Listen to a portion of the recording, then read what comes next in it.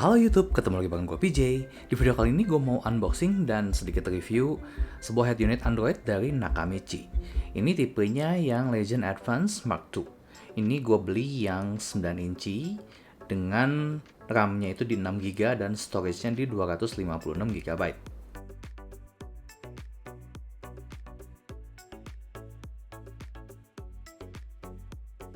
Keunggulan head unit ini ada di layarnya yang udah QLED dengan resolusi 2K. Waktu beli pastiin di dusnya itu di depannya tadi ada tulisan ADV2 dan di sampingnya itu ada tulisan Legend Advance Mark II. Di samping ini ada beberapa fitur dari head unit ini, diantaranya mirror link, Bluetooth, kemudian picture-in-picture, GPS, lossless audio, dan lain-lain.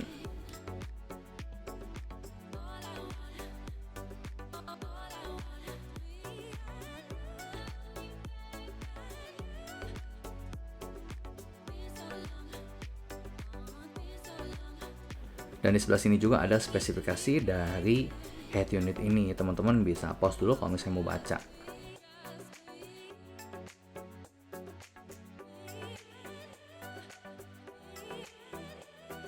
Ya paling gampangnya ngebedain head unit ini dengan yang lain adalah di depan itu ada tulisan ADV di tengah-tengah ya. Ini sekarang kita mau unboxing buat lihat ada apa aja di dalam paket penjualannya.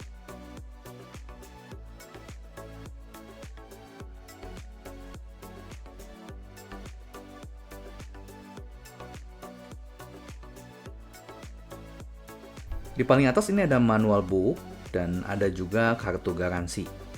Jadi pastiin teman-teman beli unit yang bergaransi resmi Nakamichi Indonesia. Nah di buku manualnya ini ada keterangan port yang ada di belakang head unitnya itu fungsinya untuk apa aja. Jadi kalau misalnya teman-teman mau coba pasang sendiri, teman-teman bisa cari fungsi soket dan warna kabel yang beda-beda itu untuk apa aja.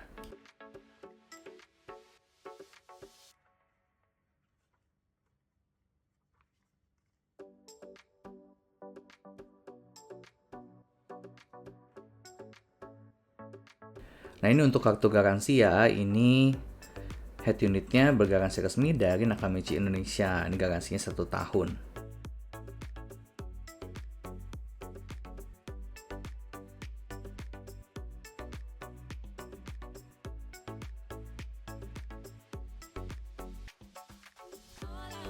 Nah ini kita langsung bisa lihat ini head unitnya ada di plastik warna putih ini. Nah untuk tampilannya ini udah minimalis banget karena di depannya itu full layar tanpa ada tombol fisik. Jadi tombolnya itu hanya ada di touchscreen-nya aja. Di tengah-tengah ada logo Nakamichi dan di sebelah kiri cuman ada lubang mic dan juga lubang untuk reset. Ini juga untuk bodi belakang ini udah deckless ya, jadi udah nggak ada yang panjang ke belakang gitu, hanya tipis kayak gini aja. Dan bagian belakangnya itu udah dari bahan metal ya. Jadi memang ini agak berat, tapi lebih gampang dan lebih cepat untuk melepaskan panas. Nah sekarang kita angkat dulu ini tray untuk head unitnya tadi, dan di bagian bawah itu ada kotak yang isinya aksesoris-aksesoris.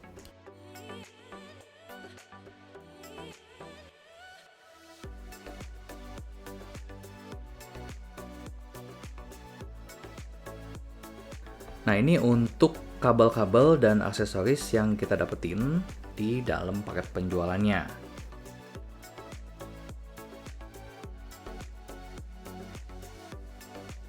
Yang pertama ini ada bracket untuk di beberapa mobil ini harus pakai bracket kalau misalnya slot head unitnya itu masih yang model ada pakai decknya ke belakang gitu ya. Jadi masih harus dikencengin pakai bracket ini. Tapi waktu gue pasang di mobil gue ini nggak perlu pakai bracket ini. Karena tinggal langsung dibaut aja ke frame-nya. Ini kita dapat bracket untuk di kiri kanan dan juga dapat bautnya.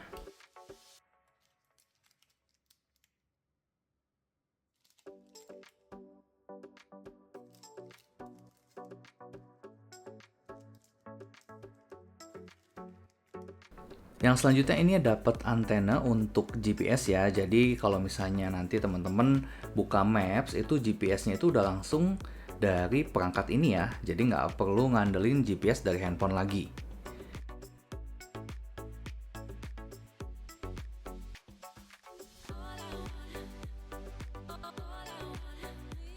Yang selanjutnya ini ada kabel-kabel ya. Ini masing-masing kepala soketnya itu udah ada keterangan fungsi-fungsinya. Nah, yang pertama ini untuk soket USB. Ini dikasih dua, dan nantinya itu ke bagian head unitnya itu ada dua slot yang kepalanya itu beda ya, jadi nggak mungkin ketukar. Nah, yang satu itu teman-teman bisa taruh di glove box untuk kita konekin flash disk. Nah, untuk soket yang ini di setiap kepala RCA-nya itu udah ada keterangan fungsi-fungsinya ya.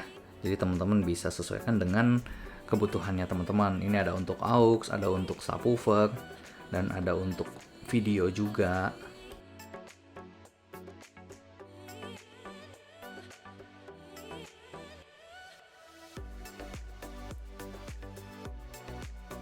Selanjutnya ini ada soket dan kepala RCA lagi. Ini untuk kamera depan belakang ya. Jadi kalau misalnya teman-teman mau pasang kamera di depan dan di belakang, ini teman-teman bisa hubungkan ke salah satunya.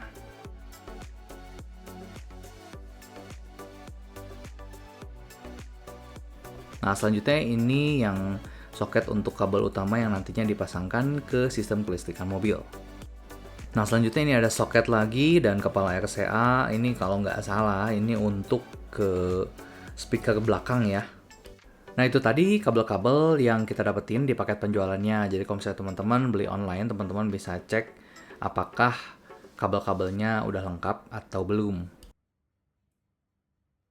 Nah, untuk kabel-kabel utama yang nyambung ke kelistrikan mobil, itu gua nggak pakai yang bawaan dari head unit ya, tapi gua udah beli soket PNP yang untuk Suzuki. Jadi ini nggak usah potong-potong kabel lagi, langsung tinggal plug and play aja. Nah, ini kepala soketnya sama ya dengan yang tadi itu, cuman yang ini udah tinggal colok aja. Kalau yang satunya lagi tuh kita harus sesuaikan lagi, potong-potong lagi kabel supaya sesuai dengan yang bawaan mobil. Jadi kabel PNP ini lebih mempermudah dan nggak ngerusak kabel yang original bawaan mobil. Teman-teman bisa beli sesuai dengan merek mobil yang teman-teman pakai. Ini gue sekalian beli yang sama kabel USB juga, jadi port USB yang ada di dashboard mobil itu bisa berfungsi juga. Nah, kabel yang utama tadi, ini yang paling banyak kabelnya. Ini soketnya itu kita hubungkan ke yang hitam ini.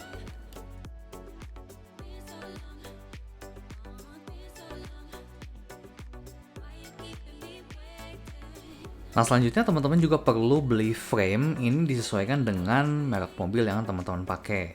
Ini gue beli yang untuk Suzuki Baleno 2022. Ini frame yang untuk 9 inci. Di bagian belakangnya ini ada 4 lubang untuk baut. Kalau misalnya teman-teman beli head unitnya yang 10 inci, framenya beda lagi ya. Harus beli yang khusus untuk 10 inci. Karena ini memang hanya ngepas untuk ukuran 9 inci.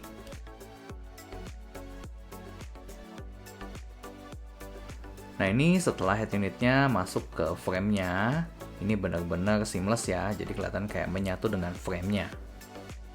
Buat teman-teman yang pakai Baleno 2022 up, teman-teman bisa cek linknya di kolom deskripsi ya untuk frame-nya dan untuk kabel PNP-nya.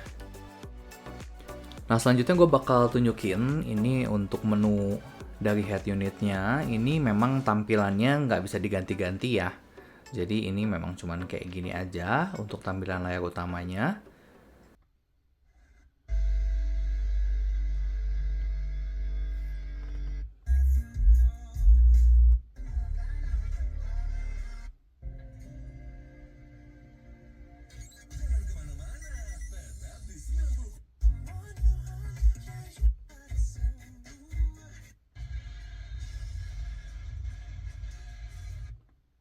Nah, itu tadi untuk fungsi radionya ya.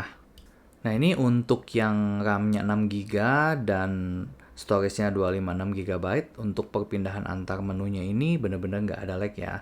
Tapi yang gua rasa ini kalau untuk update aplikasi ini memang agak lemot ya. Gua nggak tahu kenapa sih, padahal ini internetnya cepet. Dan waktu buka aplikasi kayak Google Maps atau YouTube itu untuk loading awalnya juga memang agak makan waktu ya. Padahal seharusnya kalau tablet dengan spek seperti ini harusnya cepet sih kalau untuk update aplikasi doang. Nah, ini untuk contoh tampilan layarnya ya. Menurut gue sih ini bagus banget ya, dari ketajaman dan juga akurasi warnanya. Karena rata-rata head unit Android yang udah beredar di pasaran itu resolusinya masih di HD doang ya, tapi ini udah 2K. Jadi teman-teman bisa lihat dari ketajaman dan warnanya itu bener-bener beda ya. Nah, faktor layar ini menurut gue penting banget. Kenapa? Karena gue biasanya nyetir itu sambil putar video klip ya. Memang bukan untuk ditonton ya, sebenarnya hanya untuk dengerin lagu doang. Tapi daripada kita udah beli head unit dengan layar gede tapi layarnya nggak dipakai, ya gue lebih suka untuk nonton video klip aja. Ya hitung-hitung sebagai screensaver aja ya, daripada kita cuma liatin album art doang atau main menunya doang, kita mendingan sambil play videonya. Nah, dengan kualitas layar seperti ini, tentunya kalau teman-teman pakai untuk nonton Netflix atau nonton YouTube, pastinya juga gambarnya bagus ya untuk ditonton. Jujur ini gue aja sampai sekarang masih amazed banget sama kualitas layarnya ini. Bener-bener bagus dan enak aja gitu untuk dilihat gitu, daripada kita lihat head unit dengan layar yang resolusinya itu rendah. Ini jauh banget sih sama ini, kepuasannya beda. Nah, ada satu fitur lagi yang berguna juga buat gua, ini yang picture in picture ya. Jadi teman-teman bisa nampilin dua aplikasi multitasking sekaligus. Seperti misalnya ini gua sambil buka Google Maps, itu yang video klip tadi itu masih bisa diputar di atasnya ya. Dan ini bisa kita atur mau sebesar apa frame-nya. Menurut gue ini penting banget sih, karena kan kalau misalnya layar cuma nampilin peta satu layar full, mendingan ini gue sebagian untuk putar video klip juga ya.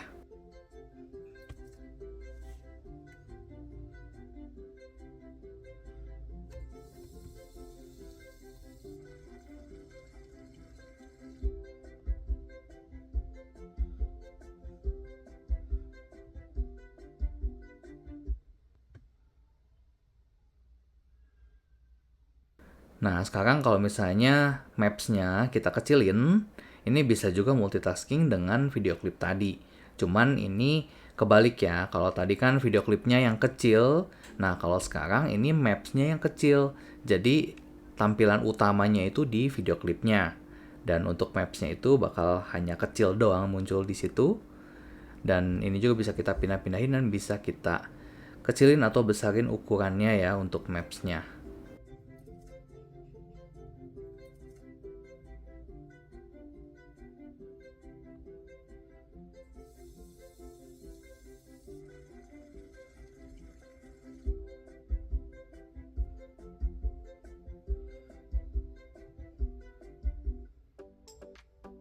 Nah, selanjutnya ini gue juga coba pasang kamera di depan selain di belakang juga. Jadi ini untuk misalnya kita mau U-turn atau mau parkir maju, ini lebih membantu.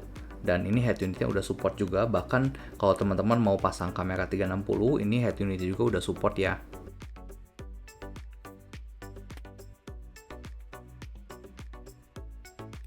Nah, selanjutnya head unit ini juga udah support untuk Apple CarPlay, baik wireless maupun pakai kabel ya. Kalau wireless teman-teman tinggal pakai aplikasi yang Z-Link ini dan nanti ini bakal muncul CarPlay-nya ya. Tapi menurut gue sih kalau misalnya head unit udah Android based kayak gini, sebetulnya lebih enak langsung pakai aplikasi Google Maps di head unitnya aja. Jadi teman-teman nggak usah konekin handphone, jadi handphonenya bisa dipakai. Kecuali kalau misalnya kadang-kadang kayak gue suka lupa ngecharge, nah gue biasa pakai yang pakai kabel aja untuk CarPlay atau Android Auto-nya, jadi sekalian ngecharge. Dan ini selanjutnya untuk yang Android Auto, ini tampilannya seperti ini. Ini juga bisa baik wireless maupun pakai kabel. Overall sih gue puas banget ya dengan head unit ini. Dengan harga kurang lebih di 4 jutaan, tapi fitur yang gue dapet ini udah sesuai banget dengan kebutuhan gue. Nah, selanjutnya gue juga bakal nunjukin contoh hasil suaranya, walaupun ini sebenarnya bukan tergantung sama head unit doang ya, karena gue juga udah pasang prosesor dan juga subwoofer, juga udah ganti speaker split depan.